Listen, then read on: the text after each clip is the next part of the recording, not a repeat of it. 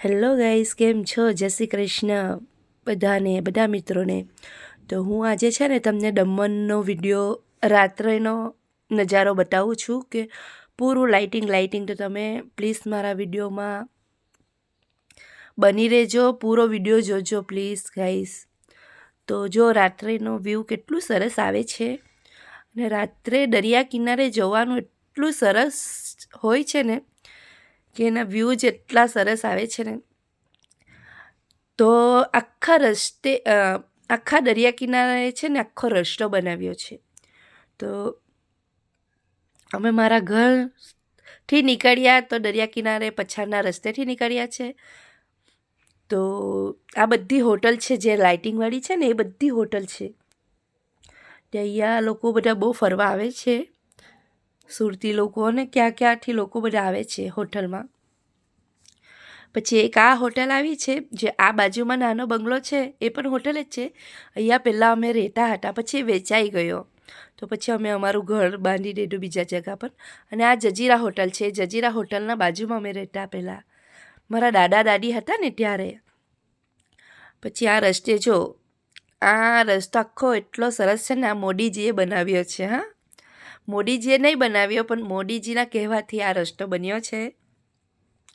એકલું ગોવા જેવું કરી દીધું છે. તો જો મને તો બાઇક પણ બહુ જ મજા આવી. ને રૂશાંગ, આરવ અને આરવના પપ્પા ગાડી ચલાવે છે, હું વિડીયો બનાવું છું. ને બાઇક પણ જવાની રાત્રે કંઈ મજા જ અલગ હોય છે. તો તમે પ્લીઝ મારો પૂરો બ્લોગ જોજો અને લાઈક શેર જરૂર કરજો. ને આખા રસ્તે તમને હોટલ જોવા મળશે. એટલી બધી હોટલ છે, એટલી બધી હોટલ. તો જો અલગ અલગ હોટલ છે. હા, પછી અહીંથી આ જે રસ્તો આપ્યો છે, અહીંયા ગાર્ડન છે જ્યાં શોપિંગ કરવા માટે લોકો આવે છે. પણ હું રિટર્ન ઘરે જાઉં ને ત્યારે તમને તે રસ્તેથી જઈશ, ત્યારે તેનો પણ લુક બતાવીશ તમને. તો તમે જોઈ શકો છો ને કેટલું સરસ છે જોવા માટે. અને થોડી વાર હું પણ બ્લોગ બનાવતી ગઈ, શોર્ટ વિડીયો.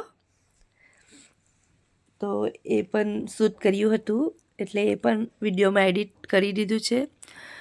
તો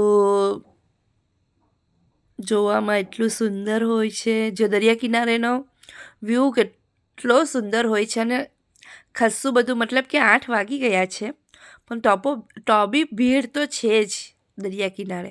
પબ્લિક તો એટલું છે. જો તમે જોઈ શકો છો કે કેટલી બધી 4 વ્હીલર લાગી છે લાઈનમાં. એટલે રાત હોય કે સવાર હોય પણ લોકો આવે જ છે ફરવા માટે, કેમ કે ત્યાં વ્યૂ જ એટલા મસ્ત છે. તો તમે પણ આવો કોઈક દિવસ ફરવા માટે. મારું તો ત્યાં મમ્મીનું ઘર જ છે, એટલે હું તો જ્યારે જાઉં ત્યારે ફરી જાઉં છું. અને આજે હું ક્યાં જઈ રહી છે ખબર છે તમને? તો હું મોમોઝ ખાવા જઈ રહી છું. જો મારા ફેવરેટ મોમોઝ છે.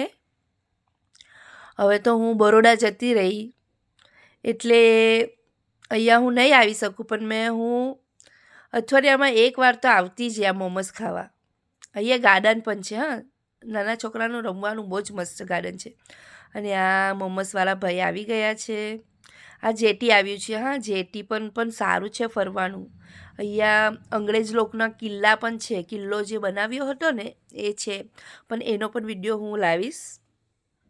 એનો વિડીયો પણ મૂકી દઈશ. જો જૂના જમાનાનો કિલ્લો છે મોટો, ફરવાનું બહુ જ સારું છે, જે ફાયરિંગ કરતા હતા ને ત્યારે. તો જો ફાઇનલી અમારા મોમોસ આવી ગયા છે, યમ્મી. રૂસંગને ફ્રાય મોમોસ જતા હતા, પણ ફ્રાય મોમોસ મજા નહીં આવે, એટલે મેં સ્ટીમ મોમોસ લીધા. તો આ પનીર મોમોસ છે ને ખાવામાં એટલા ટેસ્ટી હોય છે ને યાર, શું વાત કરું મોમોસની. તો આ રૂષાંગ હાઈ કરે છે, આરવ પણ ત્યાં છે. તો રૂષાંગ અને મારા બંનેના બહુ જ ફેવરેટ છે મોમોસ. તો એની જે આ રેડ ચટણી આવે છે ને એ બહુ જ યમ્મી હોય છે યાર. આપણાથી આવી ચટણી નથી બનતી. તો મેં તો ખાઈ લીધા મસ્ત. બરોડાથી આવી અને બીજા દિવસે મમ્મીના ઘરે આવીને સીધી મોમોસ ખાવા જતી રહી. પછી અમે ફાઇનલી મોમોસ ખાઈને પાછા ઘરે રિટર્ન થવા માંડ્યા. તો જો હું તમને ત્યારે દરિયા કિનારેના રસ્તેથી ગઈ હતી. હવે આગળના રસ્તેથી જાઉં છું, જે કે આ પહેલેનો રસ્તો છે. તો અહીંયા છે ને બજાર ભરાય છે, એટલી મોટી બજાર છે ને કે એનો પણ વિડીયો આવી જશે. એટલી મસ્ત બજાર કે ચોકલેટ પણ એટલી સરસ સરસ મળે છે ને અહીંયા. ને અહીંયા જો આ દમણનું છે. હા, તો અહીંયા દમણમાં એકલી કપડાની દુકાન છે અને બહુ બધું ફરવાનું બહુ છે. અમે તો પહેલાં રોજ આવતા હતા, અત્યારે નહીં અવાય. અત્યારે કેમ કે મેં બરોડા જતી રહી ને એટલા માટે. તો આ દેવકા ગાર્ડન અમે પહોંચી ગયા છીએ. પછી ત્યાં આ હોટલ છે ને ઘરનો લુક છે અગાડી, જે તમને મેં જતી વખતે બતાવ્યો એ પછાડનો લુક હતો અને આ આગળનો છે. અહીંયા જો કપડાની શોપિંગ છે, આ દેવકા ગાર્ડન કહે છે એને. તો અહીંયા ખાસ્સા લોકો શોપિંગ કરવા માટે આવે છે અને કપડાં પણ સારા સારા મળે છે અહીંયા. અને અંધારું થઈ ગયું છે એટલે વિડીયો થોડો ક્લીન નહીં આવ્યો અત્યારનો.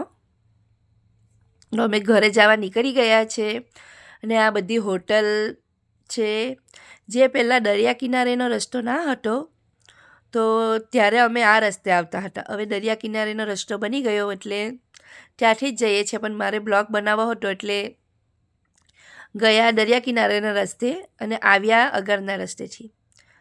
તો ફાઇનલી અમે આ હોટલ બાજુ પહોંચી ગયા છે. હવે મારું ઘર પણ થોડી વાર આવશે જ. ગોલ્ડ બીચ હોટલ, પછી આ છે મેરાસોલ હોટલ છે.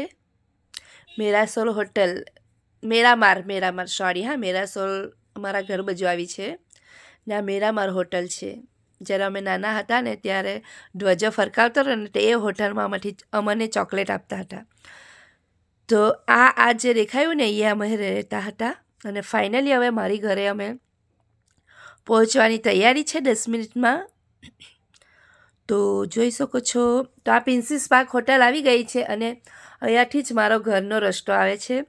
તો હું બ્લોગ બનાવું છું તો અહીંયા જ આવું છું.